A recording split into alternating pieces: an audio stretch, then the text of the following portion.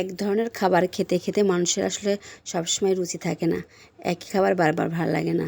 তো আমাদেরও সেই অবস্থায় হয়েছে। আসসালামু আলাইকুম, কেমন আছেন সবাই? আশা করি ভালো আছেন।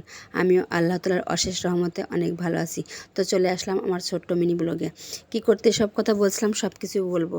আমরা যারা চাকরি করি তারা সবসময় একই ধরনের খাবারই বেশি খাওয়া হয়, তাই আমাদের গালে রুচিই থাকে না, বারবার একই খাবার খেতে অত ভালো লাগে না। তাই আজ ভাবলাম নতুন কিছু রান্না করি। তো নতুন কিছু বলতে নতুন কিছু না, মানে মাসকলাইর ডাল দিয়ে মাছের মাথা ঘন্ট করলে ওটাকে বলে মাছের মুড়ো ঘন্ট। তো আমি এবার মাসকলাইর ডালের সঙ্গে মসুরের ডাল দিয়েছি, সাথে দুটো আলু সিদ্ধ করে নিয়ে সেটাকে আজকে ঘন্ট করব। তো এই যে মাছটা ভালোভাবে ধুয়ে পরিষ্কার করে মাছটা ভেজে নিচ্ছি। তো শুধু মাছের মাথা দিয়ে না, কয়েকটা মাছও ভেজে রেখেছি, তার উপরে দিয়ে দেব।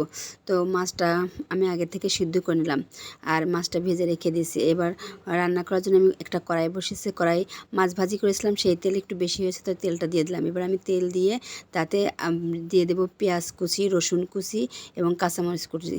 তার আগে তেলটা তেতে গিয়েছে, ওর উপর আমি দিয়ে দেব 2-3টা দালচিনি এবং এলাচের ফল দিয়ে এটাকে হালকা বাদামি করে নিয়ে আমি এবার দিয়ে দেবো পেঁয়াজ কুচি, রসুন কুচি এবং কাঁচামরিচ।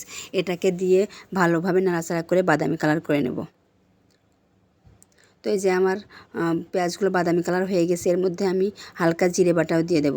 আর অন্যদিকে আমি ওই ডাউলটাই আগের থেকে সিদ্ধ করে রেখেছিলাম, ওটাকে ঘুটে ভালোভাবে নাড়াচাড়া দিয়ে চুলের উপর দিয়ে জাল করছি। তো এই যে আমি জিরে বাটা দিয়ে পেঁয়াজটাকে আর একটু ভালোভাবে নাড়াচাড়া করে বাদামি কালার করে নেব। এবার বাদামি কালার হয়ে গেছে, এবার আমি দিয়ে দেবো হলুদের গুঁড়ো, শুকনো মরিচের গুঁড়ো এবং স্বাদ মতো লবণ। এটাকে দিয়ে মশলাটাকে আর একটু নাড়াচাড়া করে দিয়ে দেবো। আর এদিকে আমি মাছের মাথাটা সিদ্ধ করে রেখেছিলাম, মাছের মাথাটা একটু ভেঙে নিয়েছি, ভেঙে নিয়ে এই মশলার মধ্যে দিয়ে আর একটু ভালোভাবে নাড়াচাড়া করে মাছের মাথাটাকে ভালোভাবে ভাজা ভাজা করে নেব। তো আমি মাছের মাথাটা একটু ছোটো ছোটো করে দিয়েছি, যার কারণে মশলাটা যাতে ভিতরে ঢুকতে পারে, তার কারণে মাছের মাথাটা ভেঙে টুকরো টুকরো করে নিচ্ছি। তো এই যে মাছের মাথাটা দিয়ে মশলাটাকে আর একটু কষিয়ে, মাছের মাথাটাও কষিয়ে ভালোভাবে নাড়াচাড়া করে ভালোভাবে কষিয়ে নেব।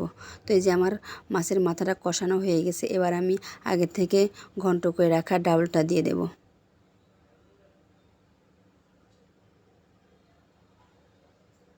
তো এই যে ডালটা আমি দিয়ে ভালোভাবে নাড়াচাড়া দিয়ে নেব।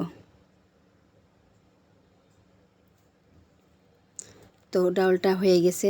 তো ডাউলটা নামানোর আগে আমি জিরে এবং গরম মশলার ডালে এলাচ বেটে ওর ভাজি করে ওর উপর দিয়ে দেবো, যাতে এই ডাউলটার ঘ্রাণ একটু ভালো আসে।